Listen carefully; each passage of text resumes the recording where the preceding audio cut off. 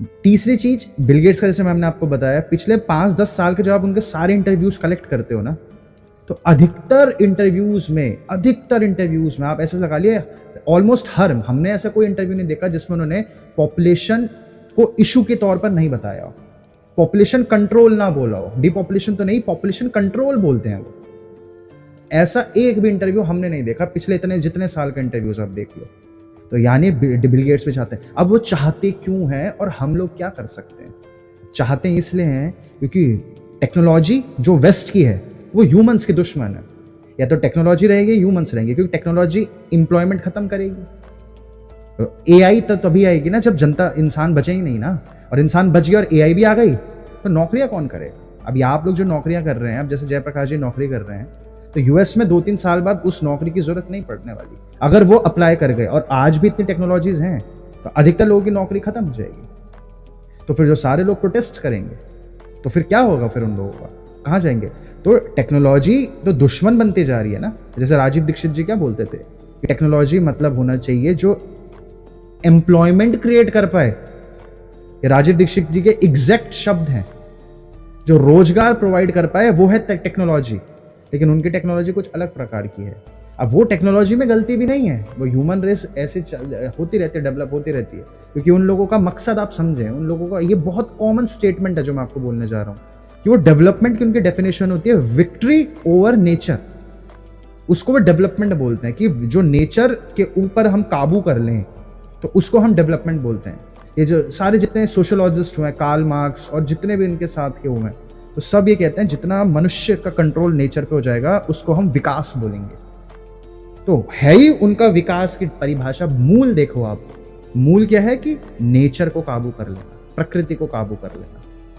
तो जाते जाएंगे सर। अब आगे बात आती है कि लोगों को क्यों नहीं पता चला, जब इतने सामने एविडेंसेस हैं। तो आपको ये समझना है कि लोगों को कभी भी कुछ भी पता चला ही नहीं है आज तक। सबको नहीं पता क्या कि गुटखा पान मसाला खा के तबीयत खराब होती है। सबको नहीं पता क्या शराब पी के तबीयत खराब होती है। सबको नहीं पता क्या क्या बुरा है क्या भला है, सबको पता है। तो ह्यूमंस बने ही ऐसे हैं, इसलिए ह्यूमंस की मृत्यु होती है। अगर ह्यूमंस इन सब से हट गए तो ह्यूमंस शरीर भी खत्म हो जाएगा। ह्यूमंस की अवेयरनेस अगर जग गई तो मृत्यु संभव नहीं है। गौतम बुद्ध, महावीर, पूरा रिलीजन इस पे बना हुआ है। अगर ह्यूमंस जग गए तो तुम्हारी मृत्यु नहीं होगी, लेकिन अगर तुम नहीं जगे तो तुम्हारी मृत्यु होगी। अगर आप लोग और हम लोग ही, हमें ही देखोगे, हम सब अगर हम नियमित कसरत करें, सही तरीके से खाना खाएं, सही तरीके से सोएं, एक रत्ती भर का तनाव ना रखें, तो आप लोग अगर 100 साल के हो। और उसके अलावा और भी बहुत सारी चीजें हैं। उदाहरण के लिए हम लोग घरों के अंदर ही ना रहें। जो लोग 200-200 साल, 300-300 साल जीते हैं, जो कि वेस्ट दबा रहा है, जो कि आप वहां पे जब जो लोग कैलाश पर्वत जाते, कैलाश माउंटेन की ट्रैक की तरफ जाते हैं, हालांकि कैलाश के पास जाना अलाउड नहीं है, उसके अराउंड जब लोग जाते हैं तो वहां पे कुछ ऐसे लोग मिले हैं जो कहते हैं हम तो 400 साल से जी रहे हैं। और फिर उनसे पूछो कि कैसे संभव है कि हम लोग कर सकते हैं, तो बोलते हैं कि आप लोग जिस बंद एनवायरनमेंट में रहते हो ना, तो आप लोग नहीं कर सकते, क्योंकि सूरज की किरणों के पास आपको हर वक्त रहना है। रोशनी पड़नी चाहिए, रोशनी नहीं है तो खुली हवा होनी चाहिए। तो ऐसी भी बातें हैं, लेकिन हम लोग भी तो कमरों के अंदर बंद रहते हैं। अब हम लोग फिर क्यों नहीं जग रहे? अब हमें पता है कि वाईफाई, ब्लूटूथ बहुत हानिकारक है, लेकिन अभी भी हम ब्लूटूथ यूज कर रहे हैं। हम भी तो यूज कर रहे हैं अभी, तब आपसे बात करने वाईफाई, सबको पता है। तो इंसान हमेशा ऐसा कर ही रहा है। आप पुरानी पीढ़ी से पूछो, अपने दादा दादी से पूछो कि आप दादा दादी बताओ कि मैंने क्या क्या गलतियां करी बचपन में, वो देखो पूरी लिस्ट निकाल के दे देंगे आपको। हम सब कर ही रहे हैं, हम सब ऐसे कर रहे हैं। आप जानते हैं सिंगापुर, मैम ने इनफैक्ट वीडियो भी बनाई थी, स्वीडन और बहुत सारे देशों में बच्चों के स्कूलों में वाईफाई यूज करना, वाईफाई शट डाउन कर देते हैं जैसे ही काम खत्म हुआ। जैसे हम घरों में क्या रखते हैं, हर वक्त 24/7 वाईफाई ऑन है, वहां पे तुरंत वाईफाई शट डाउन कर देते हैं। एग्जैक्टली। और छोटे बच्चों के स्कूलों में तो वाईफाई अलाउड भी नहीं है। अब ये सबको पता है, हमको भी पता है। कोल्ड ड्रिंक नहीं पीनी चाहिए, सबको पता है। अब तो हम क्या कर सकते हैं फिर? देखिए, हम ये गलतियां करेंगे और इसलिए हम मरेंगे। मरना ही है हमने, हम मरते ही जा रहे हैं, है ना। Humans are decaying organic matter. या अगर आप बॉडी को देखोगे तो डिकेइंग ऑर्गेनिक मैटर है। तो हम गलतियां करते जाएंगे, करते जाएंगे, करते जाएंगे, करते जाएंगे। तो अब लेकिन फिर भी क्या कर सकते हैं? हमें यह करना है कि हमें वीक से स्ट्रांग की तरफ बढ़ना है। अब बारिश देखो, अगर बारिश हो रही है और किसी पे घर नहीं है, यानी कि कोई इकोनॉमिकली वीक है और बाहर बरसात हो रही है, तो जो इकोनॉमिकली वीक है वो तो बर्बाद हो जाएगा ना। उसका छप्पड़ का घर है वो टूट जाएगा, बारिश में पानी अंदर आएगा। वो ठेला लेके जलेबी पकौड़े बेचने जाता है, वो ठेला नहीं लगा पाएगा, या फल बेचने जाता नहीं, वीक है। लेकिन उसी बारिश से जो लोग स्ट्रांग थे वो बारिश का आनंद लेते हैं, वो बच्चों के साथ बारिश में खेलने चले जाते हैं, वो अपनी पत्नी को क्या बोलते हैं, आज तो मजा आ गया, बारिश है, समोसे बनाओ या पकौड़े तलो। तो जो वीक है वो सेम कंडीशंस पे दब रहा है, जो स्ट्रांग है वो सेम कंडीशंस का एंजॉय कर रहा है। और जो और भी समझदार लोग हैं वो बारिश का पानी हार्वेस्ट कर लेते हैं, पानी इकट्ठा कर लेते हैं। कुछ लोग, खेती नहीं हो सकती बारिश के बिना। अब जो बारिश की वजह से खेती भी हो रही है, यानी जीवन भी पनप रहा है, और बारिश की वजह से जीवन भी बर्बाद हो रहा है। अगर पूरे 6 महीने बारिश होती रही तो इंसान सामान कैसे बेचेगा अपना, बेचने वाले। तो हम जो वीक है नेचर उसे भी मारेगी। बारिश नहीं तो आप देखोगे जब लू चलती है तो तभी भी लोग मरते हैं। कौन मरता है? वीक मरता है। और लू, गर्मी ज्यादा है, चलो गर्मी से तो मरे, जब ठंड ज्यादा होती है दिल्ली में तभी भी लोग मरते हैं, जब सूखा पड़ता है तभी भी लोग मरते हैं। लेकिन मर कौन रहा है, दब कौन रहा है? ये हमेशा वीक लोग दबेंगे और हर वक्त दबते जाएंगे। और ये जो डीपॉपुलेशन की तरफ आप जा रहे हैं ना, ये अब आप ये देखिए, डिजिटल डिवाइड इतना एक्सट्रीम हो चुका है ना, डिजिटल डिवाइड इतना एक्सट्रीम। आप अपने को, और अगर आपके यहाँ कोई मेड काम करने आती है, आप अपने और अपने बच्चे और उस मेड के बीच में डिफरेंस देखें, डिजिटल डिवाइड कितना एक्सट्रीम है। तो अब उन लोगों के लिए ना, ये सारे लोग कैंसर की तरह समझते हैं इन सारी जनता को, ये कैंसर है, क्योंकि ये जनता उनके साथ जा ही नहीं सकती। और वो लोग मालिक हैं। जैसे हम लोग अपने घरों में से मच्छरों को भगा देते हैं ना, कि मच्छर तो हमें परेशान कर रहे हैं, अब मच्छर का काम क्या है? तो वो लोग भी ऐसे देखते हैं कि ये लोग तो रिसोर्सेज खा रहे हैं बस पृथ्वी के, ये लोग कुछ बदले में दे ही नहीं रहे हैं। अगर वो बदले में दे सकते हैं तो हमारा काम करो, ये लो सॉफ्टवेयर हम बनाने, हम तुम कोडिंग करके दो, तो भविष्य से तरफ जाएगा। अब अगर जो ताकतवर, जो शक्तिशाली लोग हैं वो नदी का बहाव का दिशा क्रिएट करते हैं, अगर हम इतने शक्तिशाली बन जाएं तो हम अपने बहाव से पूरी दुनिया चलाई जा सकती है, जो इलॉन मस्क की कोशिश चल रही है। हालांकि वो कोई कम लोग हैं, और हालांकि अभी भी नहीं पता किस दिशा में जाएंगे वो आगे, लेकिन अब उन्होंने पूरा ट्विटर खरीद लिया ना। अब उन्होंने बोला, अब वो सीधे बिल गेट्स के अगेंस्ट है, मार्क जगरबर्ग के अगेंस्ट है। बिल गेट्स के ऊपर तो उन्होंने बहुत बयान दिए हैं। बिल गेट्स एक लेक्चर में बोल रहे होते हैं डावोस मीटिंग में, ये कि पॉपुलेशन एक इशू है, अगले दिन इलॉन मस्क का ट्वीट आ जाता है, मैं तो बहुत कंसर्न हूं कि पॉपुलेशन तो ज्यादा होनी चाहिए। बिल गेट्स बोलते हैं बिटकॉइन तो बिल्कुल मत यूज करना, तुम गंदी चीज है। इलॉन मस्क बोलता है बिटकॉइन में मेरी टेस्ला खरीद लो। बिल गेट्स वैक्सीन निकाले, इलॉन मस्क ने उसी दिन 2020 में ही बोला कि मैं वैक्सीन नहीं लगाऊंगा, और फिर किसी मजबूरी के कारण उन्होंने अपना बयान बदला फिर बाद में। तो अब अगर हम शक्तिशाली बनते जाते हैं जैसे इलॉन मस्क हैं, तो आप लोग भी, हम लोग भी अपनी तरह से दिशा चला सकते हैं। लेकिन अंत में आप ये समझिए, ह्यूमन रेस में हमेशा हायरार्की क्रिएट हो जाएगी, हमेशा हायरार्की क्रिएट होगी।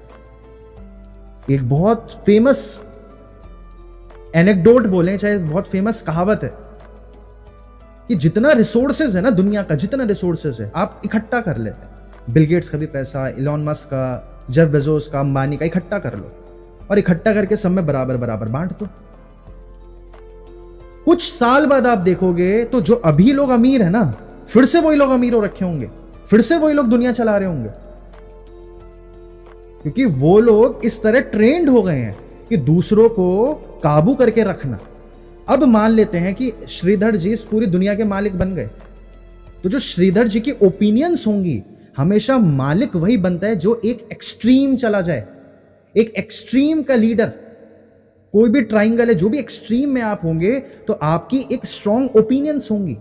रूलर्स की ओपिनियंस होती हैं, जिनकी ओपिनियंस नहीं होती उन्हें संत कहते हैं, जैसे कि ओशो थे, उनकी कोई ओपिनियन ही नहीं थी। लेकिन ओपिनियंस वाले लोग ही दुनिया को चलाते हैं। ये दुनिया चलाने लीडर्स की कैरेक्टरिस्टिक्स हैं। अब ओपिनियन होगी आपकी तो दूसरी तरफ दूसरे इंसान की भी ओपिनियन होगी। तो आप चाहे दुनिया का भला करना चाहते हो, आप चाहते हो कि पूरी दुनिया में भुखमरी खत्म हो जाए, जितने मर्जी इंसान बच्चा पैदा कर ले, या एक कोई थोड़ी बहुत आपके हिसाब से जो सही है उतने लिमिट लगा दो और ऐसे दुनिया चले, तो आप जानते हैं फिर क्या होगा, फिर इक्वालिटी हो जाएगी। और आप जानते हैं किस दिन कलयुग किस दिन आएगा, जिस दिन इक्वालिटी कंप्लीटली हो जाएगी। इक्वालिटी हमेशा वॉर्स क्रिएट करती है, ये मैं नहीं कह रहा हूं, ये दुनिया के जितने सोशोलॉजिस्ट हैं यानी कि समाजशास्त्री हैं।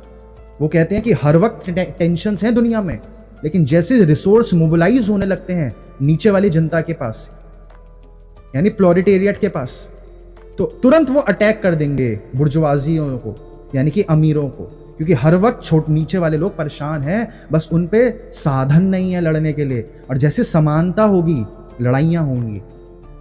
आप क्या प्रधानमंत्री मोदी से जाकर लड़ सकते हो? नहीं, आप अपने पड़ोसी से लड़ सकते हो। फिर कौन लड़ सकता है प्रधानमंत्री मोदी से?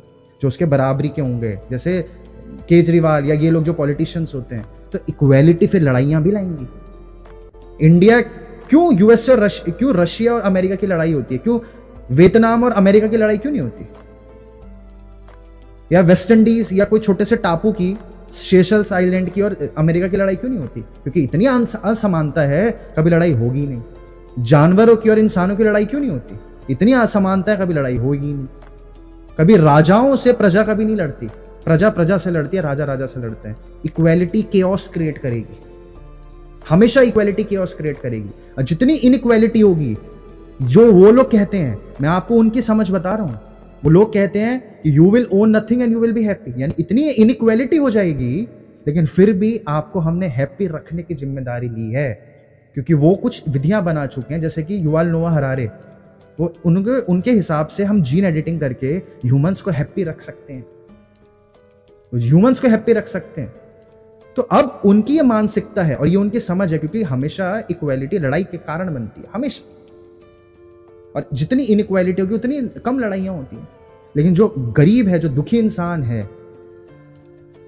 वो उसका दुख वो लोग नहीं समझ सकते ना। उन्हें तो लगता है हम दे तो रहे तनख्वाह, हम दे कर तो रहे सब कुछ। तो ये हमेशा इस तरफ होगा। कोई नया लीडर भी आ गया, सब कुछ खत्म हो गया, सब सॉर्टेड हो गया, तो नया लीडर आ गया, उसकी ओपिनियन को हम बुरा मान जाएंगे। हमेशा होना ही है। तो इसीलिए तो युग खत्म होते हैं, इसलिए तो युग खत्म होते हैं, एक के बाद एक, एक के बाद एक, एक के बाद एक। अब देखिए ना, द्वारका सिटी जो अभी गुजरात के बगल में मिली, लोग तो कहते थे द्वारका तो अंधविश्वास है, लेकिन द्वारका सिटी मिली। लोग बोलते थे ये शिव शिव, ये तो अंधविश्वास है। फिर उन्हें कैलासा टेम्पल मिला, फिर वो जाते हैं तो राम सेतु पुल मिला उन्हें, तो श्रीलंका और इंडिया के बीच में। वो सारी चीजें एक के बाद एक, एक के बाद एक मिलती जा रही। फिर एक गोबलेकी टेपी है, एक जगह का नाम है गोबलेकी टेपी, वहां पे बाइबल, इतनी प्रकार की बाइबल मिल गई कि अब उन्हें रियलाइज हुआ कि बाइबल जो हम बच्चों को पढ़ा रहे थे वो तो बहुत ही अधूरी बाइबल है। वो क्योंकि बाइबल में बहुत सारी चीजें लिखी थी, लोग बोलते थे तो कुछ कहानियां झूठी झूठी हैं।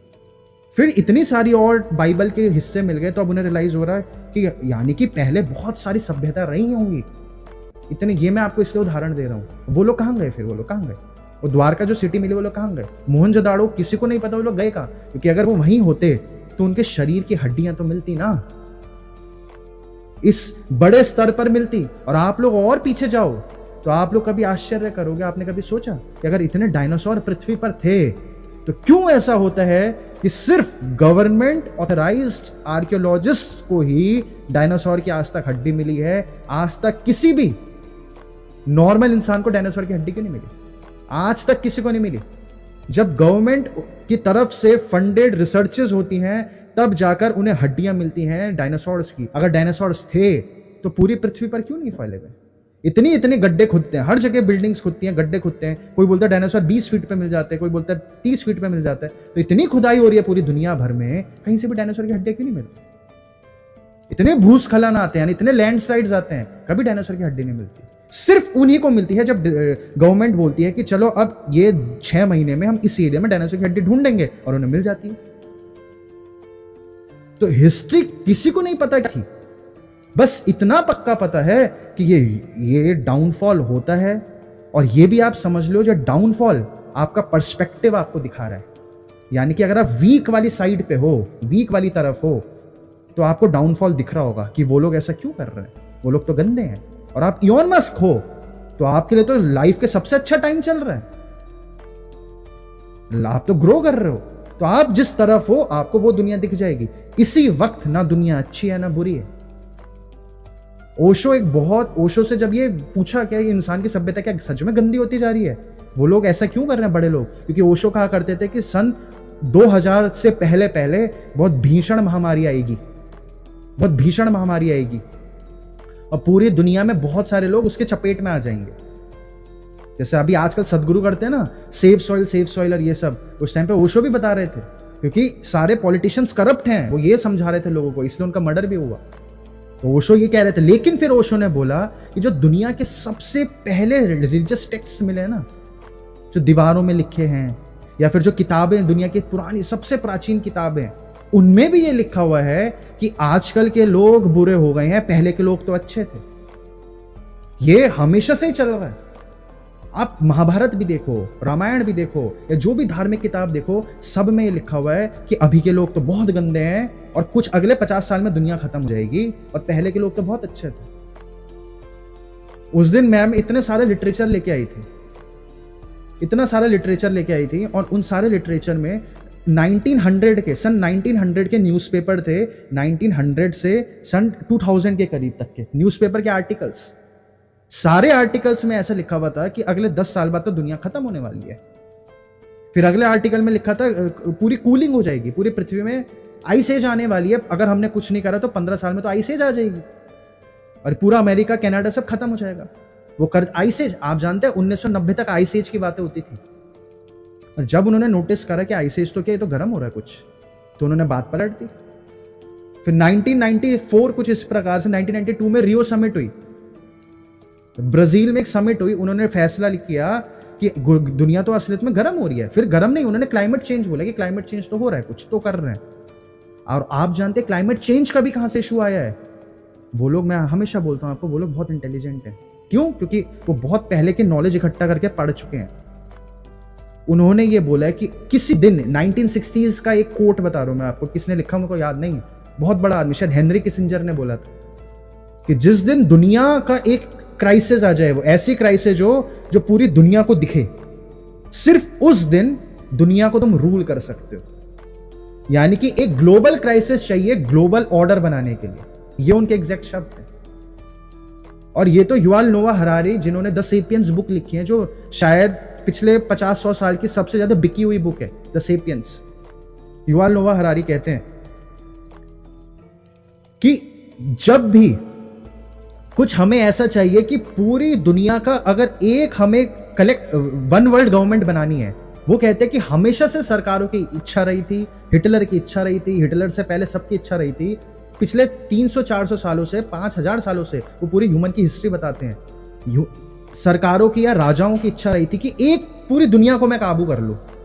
सिकंदर की भी तो वही इच्छा थी जो बिल गेट्स और इन लोगों की इच्छा है, one world government, the great reset, उसकी भी वही इच्छा थी।